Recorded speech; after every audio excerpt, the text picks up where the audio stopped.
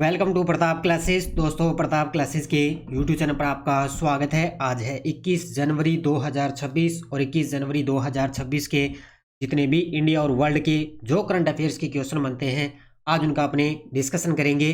पूरा वीडियो ध्यान से देखना और लास्ट में आपसे क्वेश्चन पूछूंगा जिनके जवाब आपको कमेंट बॉक्स में देना होगा। आज अपने पढ़ेंगे भारत को रिस्पॉन्सिबल नेशन इंडेक्स के अंदर 16वां स्थान मिला है। 11वीं अजंता एलोरा अंतर्राष्ट्रीय फिल्म महोत्सव 28 जनवरी से शुरू हो रहा है और काजीरंगा एलिवेटेड कॉरिडोर परियोजना का शिलान्यास किसने किया, इनकी आज हम चर्चा करेंगे पूरे लेटेस्ट न्यूज़ के साथ में। डेली वैसे तो आपको सुबह 8 बजे क्लास मिलती है, आज थोड़ी सी क्लास आपको ये लेट दी जा रही है, लेकिन मैंने पूरी कोशिश की है कि ये क्लास आपको कंटिन्यू मिलती रहेगी। तो सभी साथी एक बार करेंगे सेशन को लाइक शेयर। सभी साथियों को प्यार भरा नमस्कार, गुड मॉर्निंग।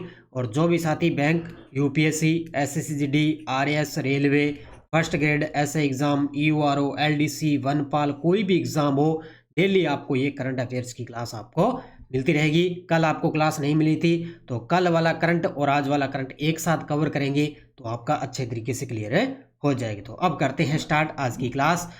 तो और ये टेस्ट सीरीज चल रही है अपनी ऑल इन वन के नाम से। इसमें आपको डेली टेस्ट मिला नहीं है, आज आपको डेली टेस्ट मिल जाएगा, वीकली टेस्ट भी मिल जाएगा, सब कुछ आपको पीछे वाले पीडीएफ वगैरह टेस्ट वगैरह सब कुछ है उपलब्ध हो जाएगी। तो जरूर आप ये ज्वाइन करें प्रताप क्लासेस का एप्लीकेशन डाउनलोड करके। इसमें आपको डेली क्लास का test, daily PDF, weekly test, monthly सब कुछ आपको उपलब्ध होता रहेगा। और इसकी जो वैलिडिटी है वो रहेगी 31 दिसंबर 2026 तक। अब करते हैं स्टार्ट आज की क्लास। और सबसे पहले हमने 19 जनवरी को जो पढ़ा करंट अफेयर्स, उनकी इस क्लास के अंदर चर्चा करेंगे। देखिए, प्रधानमंत्री विश्वकर्मा हाट 2026 का आयोजन कहाँ किया गया? तो दिल्ली हाट, नई दिल्ली के अंदर। भारत का 92वें शतरंज ग्रैंड मास्टर कौन बने हैं? तो आर्यन वार्ष्णेय बने हैं।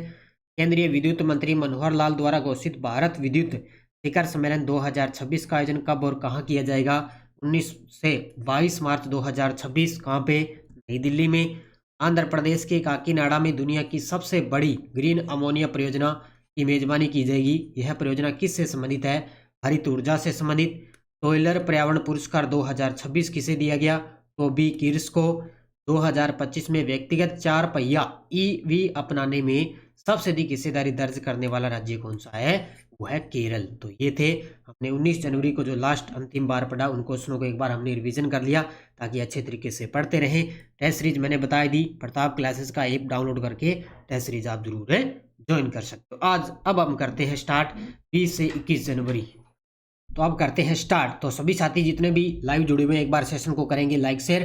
पहला क्वेश्चन आपके सामने, रिस्पॉन्सिबल नेशन इंडेक्स 2026 के अंदर भारत को 154 देशों के अंदर कौन सा स्थान मिला है? ये क्वेश्चन मैंने आपको करवाया था, जो 15 जनवरी की मेरी क्लास आई थी उसके अंदर मैंने बताया कि 19 जनवरी को नई दिल्ली के अंदर ये रिस्पॉन्सिबल नेशन इंडेक्स है उसको लॉन्च किया जाएगा। और इसके अंदर अपने जो पूर्व राष्ट्रपति है रामनाथ कोविंद जी, वो इसके अंदर शामिल थे। तो उन्होंने अभी 19 जनवरी को ये इंडेक्स लॉन्च किया है और इसके अंदर भारत को 154 देशों के अंदर 116वां स्थान मिला है। तो ये देखो आपके सामने तस्वीर के अंदर कौन सा स्थान मिला है? 16वां स्थान मिला है। देखो, भारत को रिस्पॉन्सिबल नेशन इंडेक्स में 154 देशों के अंदर 16वां स्थान मिला है। यह सूचकांक देशों के जिम्मेदार आचरण का मूल्यांकन आर्थिक आकार से आगे जाकर करता है। यानी कि जितने भी सूचकांक है ये देशों का क्या है? जिम्मेदार आचरण का जो मूल्यांकन है उस आर्थिक आधार पर ही इसमें जो है इंडेक्स लॉन्च की जाती है। और सबसे टॉप पे रहता है सिंगापुर, जिसका स्कोर है 0.61 और स्विट्जरलैंड का है 0.58 ये दो देश सबसे टॉप पे है। तो भारत आ गया 16वें स्थान पे, सबसे टॉप पे आ गया सिंगापुर और 2 नंबर पे आ गया स्विट्जरलैंड। उसके बाद पूर्व राष्ट्रपति रामनाथ कोविंद ने नई दिल्ली में रिस्पॉन्सिबल नेशन इंडेक्स लॉन्च किया है। ये वैसे मैंने आपको पहले करवा दिया, इसको भी याद रख लेना। आरएनआई का मतलब है रिस्पॉन्सिबल नेशन इंडेक्स। इसका विकास वर्ल्ड इलेक्टोरल फाउंडेशन द्वारा जवाहरलाल नेहरू विश्वविद्यालय के अकादमी सहयोग से किया। ये सारी चीज़ें वैसे मैंने आपको पहले करवा दी, उस 15 जनवरी की जो क्लास करवाई थी उसके अंदर मैंने आपको डिटेल करवाई है। अगला, भारत और संयुक्त अरब अमीरात ने 2032 तक द्विपक्षीय व्यापार को किस राशि तक दोगुना करने पर सहमति जताई? ये गजब का प्रश्न है। क्योंकि अभी हाल ही में जो यूएई के जो राष्ट्रपति है वो भारत की यात्रा पर रहे, तो उन्होंने भारत और यूएई के बीच में मोदी जी थे और इन दोनों के बीच में कुछ समझौते हुए हैं। तो उन्होंने कहा भी 2032 तक द्विपक्षीय जो व्यापार है उसको कितना किया जाएगा, तो ये किया जाएगा 200 अरब डॉलर। कितना किया जाएगा? 200 अरब डॉलर तक, यानी कि इसको दोगुना करने पर सहमति जताई है, क्योंकि भारत और यूएई के बीच में जो व्यापार संबंधी है वो बहुत अच्छे संबंध रहे इनके बीच। देखो, भारत और यूएई द्विपक्षीय व्यापार लक्ष्य, भारत और संयुक्त अरब अमीरात ने 2032 तक द्विपक्षीय व्यापार को 200 अरब डॉलर तक पहुंचाने पर सहमति जताई है। टारगेट रखा है अभी 2032 तक हम 200 अरब डॉलर रखेंगे। ये वार्ता स्थल कहाँ पे हुई? अपने नई दिल्ली में, क्योंकि यूएई के राष्ट्रपति आए हुए थे। भारत के प्रधानमंत्री मोदी जी और यूएई के राष्ट्रपति शेख मोहम्मद बिन जायद अल नायान, ये इसके अंदर शामिल थे। ये आए हुए थे अभी भारत की यात्रा पर थे। दोनों के बीच में कुछ समझौते हुए हैं। अब सीधा आपसे तारीख भी पूछी जा सकती है कि लगभग 19 जनवरी को किस देश के जो राष्ट्रपति है वो भारत की यात्रा पर रहे, तो याद रखना यूएई के राष्ट्रपति। इंडियन कोस्ट गार्ड ने किस देश की कोस्ट गार्ड के साथ मुंबई में HNS रिस्पॉन्स ड्रिल की है, यानी कि एक अभ्यास का आयोजन किया है इंडियन कोस्ट, भारत और किसके बीच में? जापान के बीच में। ये देखो आपके सामने तस्वीर में इंडियन कोस्ट यानी कि भारत और जापान कोस्ट गार्ड के बीच मुंबई के अंदर HNS रिस्पॉन्स ड्रिल किया गया, यानी कि रिस्पॉन्स अभ्यास का आयोजन हुआ है। कहाँ पे? मुंबई के अंदर। दोनों देशों के बीच हुआ है, भारत और जापान के बीच। ये देखो आपके सामने तस्वीर में, उत्तर होगा इसका जापान। देखो, इंडियन कोस्ट गार्ड और Japan coast guard HNS response drill किया है। इसमें सहभागी संस्थाएं इंडियन कोस्ट गार्ड और जापान दोनों के बीच, कहाँ पे? मुंबई में। क्रियाकलाप ज्वाइंट हुआ HNS, ठीक है, रिस्पॉन्स ड्रिल हुआ है। इसमें platform population response vessel ICGS समुद्र प्रहरी पर ये अभ्यास हुआ है। तो ICGC समुद्र प्रहरी अभ्यास हुआ।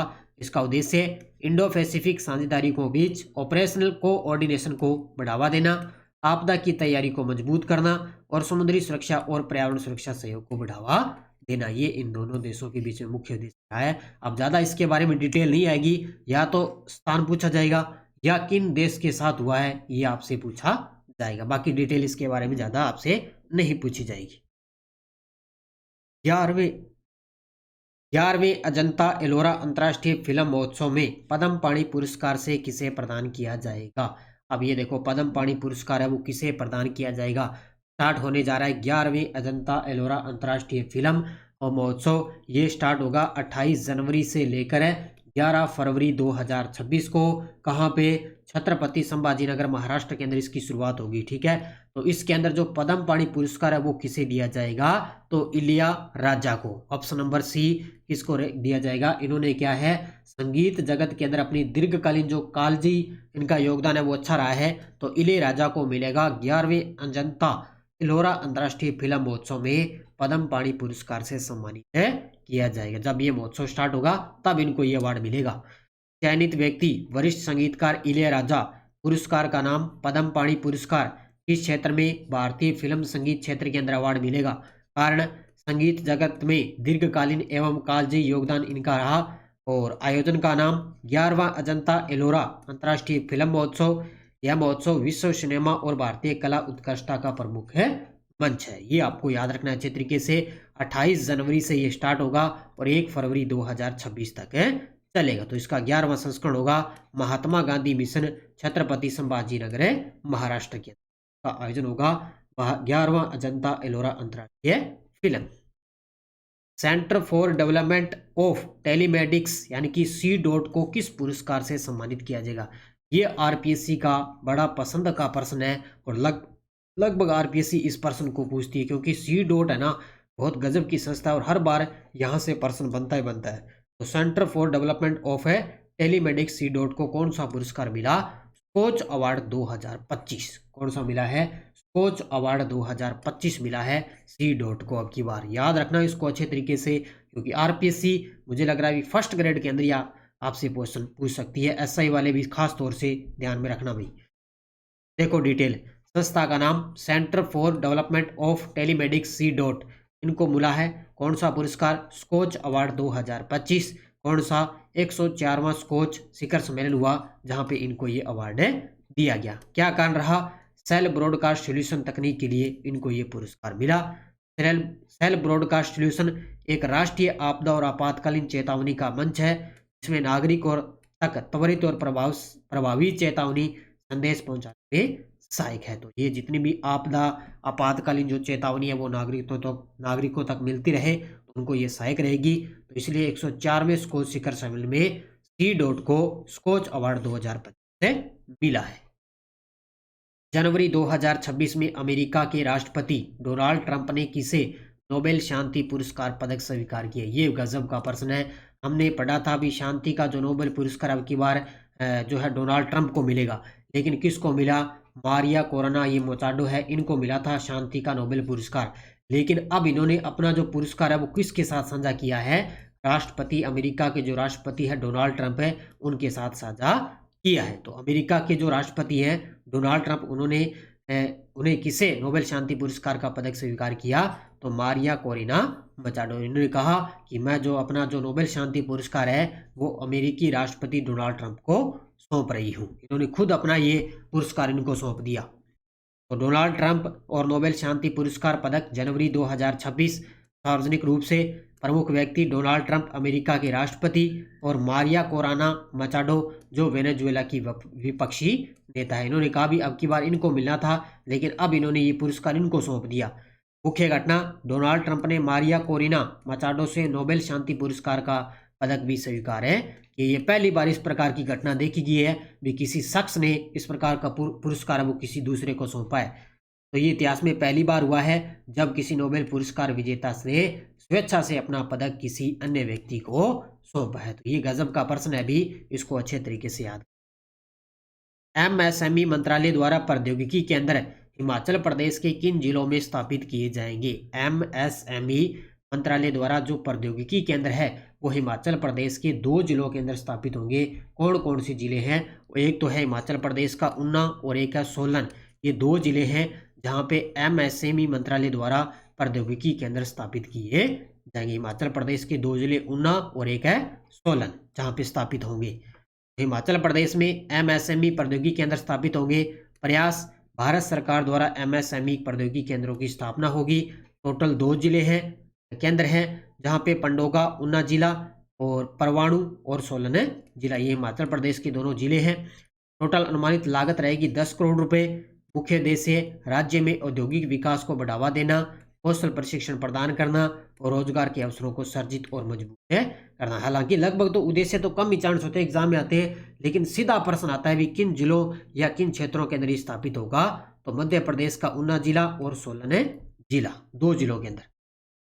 काजीरंगा एलिवेटेड कॉरिडोर परियोजना का शिलान्यास किसने किया है? ये लीजिए, भी अभी कल तो आपको क्लास मिली नहीं थी इसलिए क्वेश्चन थोड़े ज़्यादा हैं।